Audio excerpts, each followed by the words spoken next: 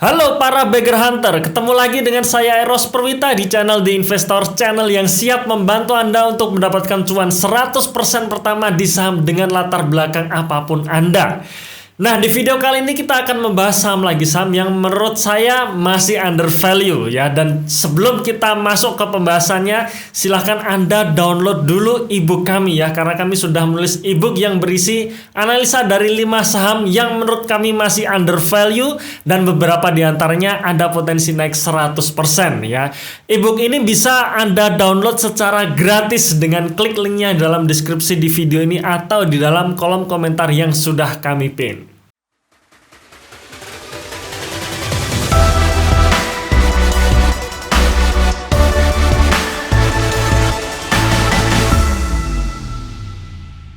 Oke, video kali ini kita akan membahas saham POWR ya, atau emiten PT Cikarang Listrindo.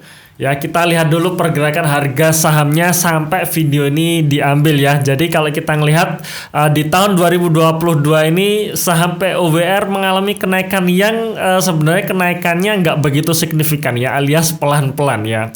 Kemudian kita ngelihat ya fenomena di bulan Juni harga saham pada berguguran nih karena terjadi crash ya akibat sentimen suku bunga. Tapi harga saham POWR ini masih tertahan di level 720-an. Baru setelah dividen dibagikan ya, seperti biasa ya, para pelaku dari dividen hunter ini buru-buru setelah ex-date ya dia jual sahamnya, akhirnya membuat harga sahamnya turun. Tapi ternyata penurunannya juga tertahan di level 670-an. Ya, ini berbeda dengan saham-saham seperti saham-saham batu bara atau saham-saham logistik yang di bulan Juni kemarin mengalami penurunan yang signifikan. Ya, tapi POWR bisa dikatakan kebal terhadap market crash ya. Levelnya masih di kisaran 675 saat video ini diambil hari Kamis tanggal 7 Juli 2022. Nah, kalau kita melihat di sisi jangka panjangnya ya, pergerakan harga saham dalam jangka panjangnya, POWR ini bisa dikatakan sudah di fase bawah ya, alias sekarang ini sudah di bottomnya. Kenapa? Karena sejak tahun 2020 ya sampai sekarang harga sahamnya masih bergerak di level situ-situ aja ya, di level 600-an ya. Baru mau naik dari ke level di atas 700, akhirnya kembali turun karena beberapa sentimen ya, seperti kenaikan suku bunga maupun dividen ya.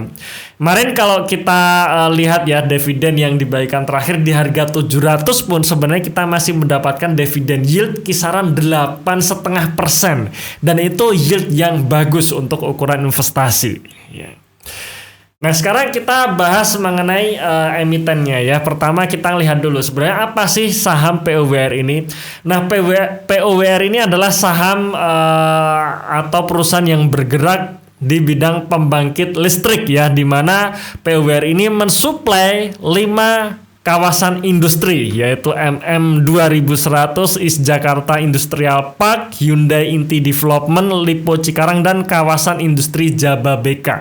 Yang dimana kalau kita melihat 5 kawasan industri ini termasuk kawasan industri terbesar ya di Indonesia ya, dan POWR adalah penyuplai listrik di kawasan ini.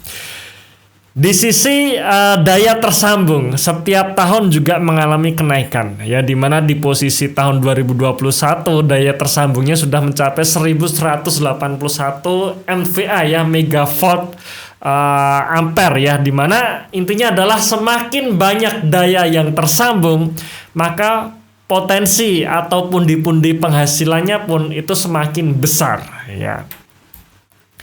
Nah, dari sisi customernya pun di tahun 2021 ini mengalami kenaikan, di mana tahun 2020 pelanggannya berjumlah 2.495 dan di tahun 2021 mengalami kenaikan menjadi 2.527. 71,3% diantaranya merupakan pelanggan lama ya, alias bisa dikatakan ya ini menghasilkan recurring income yang cukup stabil ya, bahkan ya sangat stabil karena pelanggan lama ini sudah berlangganan lebih dari 10 tahun ya. Dan kalau kita membaca mungkin dari public expose maupun di annual reportnya ya, POWR ini juga sedang optimis ya atau menyasar untuk industri yang sedang tumbuh, yaitu industri data center ya. Dimana kalau kita lihat memang salah satu fokus untuk menaikkan pendapatannya adalah dengan masuk di industri data center ya. Dan di sini diperlihatkan ya bahwa lokasi strategis dari kawasan industri yang dilayani perusahaan dekat dengan Jakarta yang merupakan pusat bisnis dan industri pengguna layanan data center. Ini menjadi nilai tambah bagi perseroan ya. Meningkatnya permintaan data center lokal dorong oleh meningkatnya layanan berbasis cloud ya dan sebagainya ya. Nah, jadi bisa dikatakan ya saat ini industri atau PUBR ini sedang ya sekali lagi ya fokus untuk menggarap industri data center. Cuman kalau kita baca mengenai target dari PUBR di tahun 2022 ini ya, PUBR mentargetkan pertumbuhan yang konservatif ya, dimana di sini dikatakan perseroan menargetkan pertumbuhan penjualan yang realistis sesuai dengan pertumbuhan ekonomi Indonesia tahun 2022 ya. Jadi bisa dikatakan ya kenaikannya mungkin tidak signifikan untuk periode tahun 2022 ini.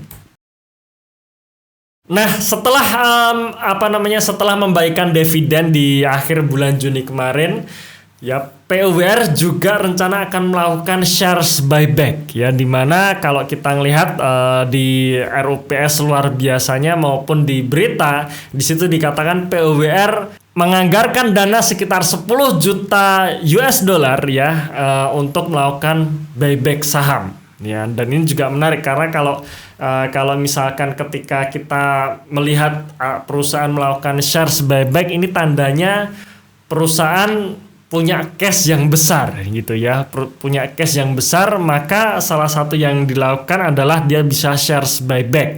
Dan ketika perusahaan melakukan shares buyback, maka porsi dari pemilik saham lama itu menjadi lebih gede. Nah, sekarang kita ngelihat 10 juta dolar ini kurang lebih akan berimpact berkurang supply saham PUBR di market itu berapa banyak ya.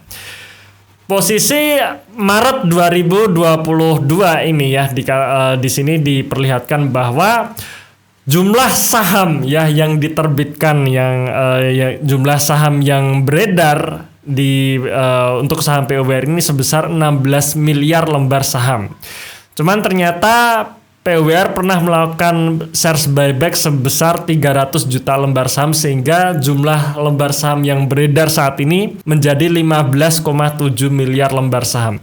Dan kalau saya hitung-hitung kira-kira untuk 10 juta dolar ya anggaran yang dialokasikan oleh PUBR ini untuk melakukan shares buyback, maka kurang lebih akan menyedot saham di publik ini kurang lebih sekitar 200 juta lembar saham. Artinya nantinya saham treasury kalau misalkan jadi di buyback ya, saham treasury ini akan menjadi sekitar 500 juta dolar. Nah, sebenarnya kalau kita hitung lagi 500 juta lembar saham ya, maka saham treasury menjadi 500 juta lembar saham. Nah, cuman sekali lagi kalau kita bandingkan dengan jumlah lembar saham yang beredar, sebenarnya sih tidak terlalu berefek besar ya, dimana kalau misalkan nih saham treasury-nya menjadi 500 juta lembar saham dibandingkan dengan total lembar saham yang pernah diterbitkan oleh perusahaan, maka saham treasury-nya hanya di kisaran 3-4% saja ya. Jadi artinya tidak terlalu memiliki dampak yang signifikan terhadap kinerja dari perseroan sendiri ya. Oke, sekarang kita ngelihat dari sisi kinerja perusahaannya ya. Dimana kalau kita ngelihat pendapatannya naik 2% dan laba bersihnya naik 20%. Ya, ini sebenarnya juga menurut saya termasuk bagus ya, karena di sini ada kenaikan revenue ya, di mana PLN ini menyumbang sekitar 18,5 juta revenue dari PUBR ya, kurang lebih sekitar 14% dari total revenue PUBR. Kemudian yang menarik lagi adalah di sini ya, faktor yang menyedot labanya, yaitu beban bahan bakar, di mana beban bahan bakar sendiri untuk periode Maret 2022 ini mengalami kenaikan ya, dari 57,7 juta dolar naik menjadi 59,6 juta dolar. Nah, kira-kira bahan bakarnya ini apa saja? Ternyata terbesar adalah dari gas bumi, ya, dari gas ya, dimana bahan bakar dari gas ini naik. Gas, kemudian yang kedua adalah batu bara yang signifikan ya, istilahnya pos terbesar dari beban bahan bakar POWR. Untuk gas sendiri, kalau kita melihat dari public expose-nya, gas sendiri POWR mendapatkan gas dari Pertamina dan juga PGN yang dimana harganya tetap, ya, alias tidak mengikuti harga di pasaran, harga market. Artinya bisa dikatakan fix cost ya, artinya gas beban bahan bakar ini terkendali ya, biaya untuk bahan bakar gas terkendali. Cuman yang problemnya adalah di batu bara, karena kalau kita lihat ternyata batu bara dari POWR ini, POWR membeli batu bara dengan harga pasaran ya, dengan mengacu ke HBA di Indonesia ini. Ya, batu bara ini disuplai dari Adaro dan juga BSSR ya. Artinya apa? Artinya kalau misalkan harga batu bara naik ya, kemungkinan beban bahan bakarnya naik. Tapi bisa kita lihat sebenarnya tetap ya, porsi terbesar dari beban bahan bakarnya ada di gas bumi yang ini harganya sih fix ya, harganya fix, dapat subsidi dari pemerintah. Jadi bisa dikatakan kenaikan penggunaan bahan bakar ini karena memang adanya kenaikan permintaan. Jadi menurut saya sih ini masih level yang wajar ya. Nah, kita ngelihat dari kinerja secara jangka panjang. Kalau misalkan kita ngelihat pergerakan atau histori dari pendapatan POWR sendiri, sebenarnya tidak terlalu signifikan kenaikannya ya. Tahun 2020 mengalami penurunan karena memang terjadi COVID. Kemudian tahun 2021 dan 2022 ini kemungkinan masih belum mencetak kenaikan yang signifikan. Begitu juga dengan laba bersihnya. Walaupun kuartal 1 kinerja perusahaan ya atau laba bersih naik 20%, saya masih memprediksi bahwa secara konservatif di tahun 2022 ini hanya naik kisaran 5-10% ya, karena mengacu ke annual report tadi ya, kenaikan kinerjanya lebih realistis seperti itu ya.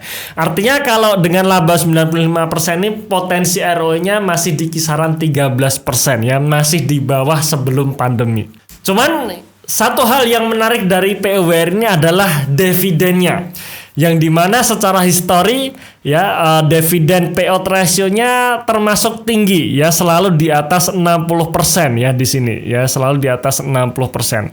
Dan kalau kita ngelihat dividen di tahun 2022 ini yang dibagikan baik interim maupun final ya, interimnya di akhir tahun 2021 kemarin, finalnya kemarin, itu kalau kita jumlahkan sekitar Rp60 per lembar saham. Dan kalau kita punya saham POWR ini di bawah level 700, yieldnya masih di atas 8%. Artinya dari sisi dividen ini menurut saya bagus ya, menurut saya bagus, dan secara yield ini juga lebih bagus dibandingkan instrumen investasi manapun ya. Nah, kita ngelihat dari sisi neracanya, menurut saya neracanya juga sehat ya. Perusahaan memiliki kas yang besar $250 juta dibandingkan total aset sebesar 1,3 miliar dolar ya. Dan aset terbesarnya adalah aset tetap ya, karena yang namanya pendistribusian listrik, maka perusahaan ini butuh istilahnya seperti capex yang besar ya. Kemudian kalau dari sisi liabilitasnya pun menurut saya juga masih dalam tahap level yang wajar ya, walaupun kita ngeliat utang vesselnya tinggi ya, ini adalah utang obligasi yang jatuh temponya masih lama, sekitar 2026 ya. Nah, sekarang yang terakhir adalah dari sisi valuasi ya, berapa valuasi di harga 700. Nah, ini yang menarik ya, ketika perusahaan misalkan ya dari sisi kinerja tetap, tapi kalau harga sahamnya turun ya, membuat valuasinya juga murah ya, bisa dikatakan ada potensi untuk naik lagi. Nah, di harga 700 ya, di harga 700 per lembar saham ini menunjukkan level PBV 1 kali ya, di mana level PBV ini tergambar di garis warna merah ini ya. Dan level 1 kali ini adalah level yang masih di bawah historinya ya, histori terutama sebelum pandemi, di mana sebelum pandemi bisa dikatakan histori PBV-nya selalu di angka di atas 1,5 kali ya, dengan catatan ROE sebelum pandemi sekitar di atas 15% ya. Laba yang dihasilkan di tahun 2022 ini jika hanya naik sekitar 5 atau 10%, maka proyeksi ROE-nya di kisaran 13%, di mana ini juga masih belum seperti sebelum pandemi ya. Ngomong-ngomong, garis warna ungu yang di bawah ini menunjukkan garis ROE ya, seperti di gambar di sini ya. Oke. Nah, apa yang bisa kita simpulkan dari saham PUBR ini? Yang pertama, neracanya sehat ya. Hutangnya terkontrol, kasnya besar. Kemudian yang kedua, ada peningkatan kinerja ya, walaupun kecil, pendapatannya naik 2% dan laba bersih naik 20%. Nah, kenapa kenaikan kinerjanya masih sebelum pandemi? Menurut saya untuk industri ya, supaya dia bisa bangkit seperti sebelum pandemi ini memang butuh waktu. Jadi tahun 2022 ini bisa kita simpulkan bahwa PUBR ini masih dalam kondisi recover ya, belum istilahnya normal seperti sebelum pandemi. Ya, harapannya ya nanti di tahun-tahun depan, di tahun 2023 dan seterusnya nanti kinerjanya bisa seperti sebelum pandemi lagi ya. Nah, yang ketiga adalah jika laba bersihnya sesuai dengan ekspektasi, yaitu mencapai 95 juta dolar, maka ROE-nya mencapai 13%. Ya, dimana ini ROE-nya sekali lagi juga seperti sebelum pandemi ya. Kemudian kita masuk ke valuasi. Di harga 700 menunjukkan level price to book value 1 kali dengan PI ratio 8 kali, yang menurut saya ini adalah valuasi yang masih murah. Ya, masih murah. Kemudian kalau kita istilahnya anggap level PBV seperti sebelum pandemi, yaitu level 1,5 kali ya, PBV 1,5 kali dengan PI sekitar 10-11 kali, maka harganya seharusnya berada di level 1000, dan menurut saya level 1000 inilah harga wajarnya ya. Kemudian bagaimana jika istilahnya kinerja ke depan bisa lebih bagus lagi? Artinya ketika kita melihat bahwa potensi dari bisnis atau industri data center benar-benar bisa membuat kinerja dari PUBR naik, artinya ROE-nya bisa mencapai 20% lagi, maka seharusnya level PBV-nya pun juga bisa ikut naik ke level 2 kali ya. Artinya 2 kali level PBV, harga sahamnya berada di level 1400. Dengan catatan ya, sekali lagi ya, ROE-nya seharusnya mencapai level 20 kali ya. Oke, itu sekilas review mengenai saham PUBR ya. Sekali lagi, video ini hanya bersifat informasi umum saja. Segala keputusan yang Anda ambil berdasarkan informasi di video ini maupun video kami yang lainnya tetap menjadi tanggung jawab Anda masing-masing. Oke, terima kasih sudah menonton video ini sampai akhir. Tunggu video kami selanjutnya dan salam Passive Income.